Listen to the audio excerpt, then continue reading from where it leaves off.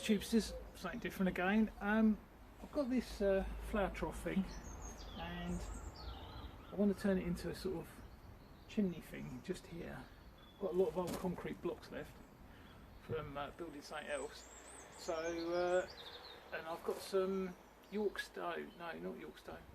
It's Cotswold stone, and it'll look a bit Flintstone-y. So I'm going to build the most of it out of these concrete blocks, and then the outside I'll clad with the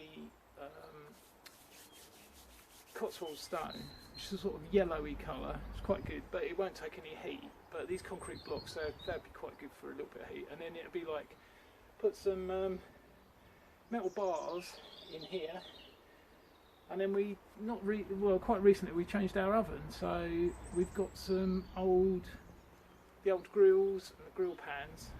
I thought it'd be quite good to use those. We can, make a sort of barbecue stroke fire pit thing. I use up a few things, tidy the garden up a bit. So yeah.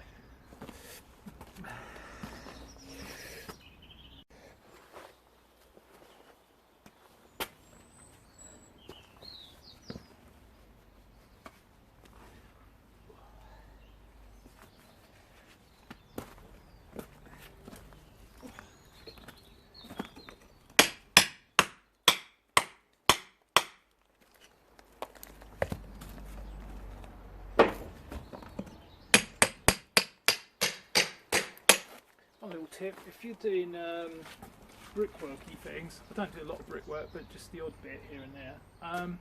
If you don't mix the mortar up too strong, you can always take it to bits. I mean, that's sort of one of the reasons you don't mix up mortar too strong, but it's also so the mortar's not end up stronger than the bricks. Because if the mortar's too strong, it can crack the brickwork. That's why you see cracks in walls sometimes. It's usually when it's subsidence, but sometimes it's because the mortar's too strong.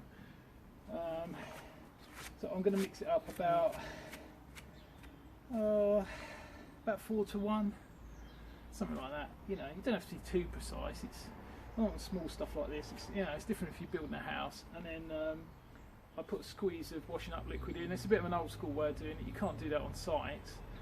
You have to use this stuff called admix, and it makes it's probably what's called a deflocculant, and it basically makes the molecules in the mortar slide around on each other, so you end up with a creamier mix. So yeah.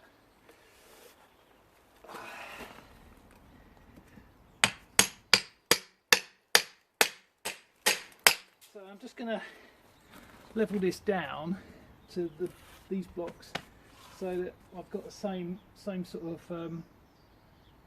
same joint thickness, so it ends up the same height on both sides. Otherwise I have to try and pack it out with like bits of slate or something like that. And I thought, well, it's easy to just chop these bricks down a bit, because I can always cut the blocks, discard. Yeah, so I'll keep going with that and show you when I'm at the next stage.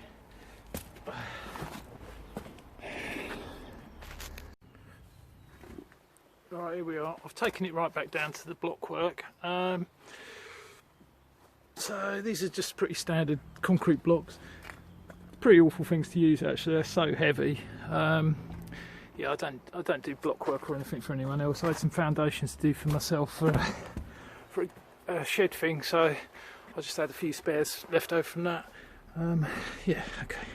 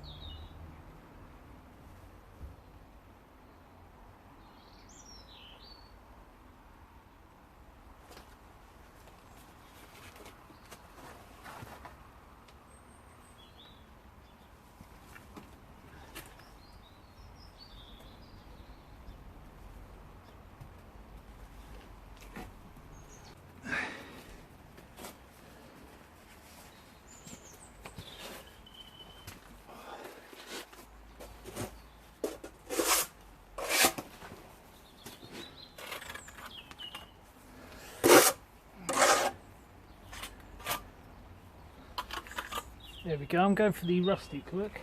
So that's all I do when I come to bricklaying, so that'll do the job. So I've just used the same mortar for the outside. I expect someone to tell me that's the wrong way of doing it. It probably is, but you know, it's just for a quick thing. So yeah, it's getting there.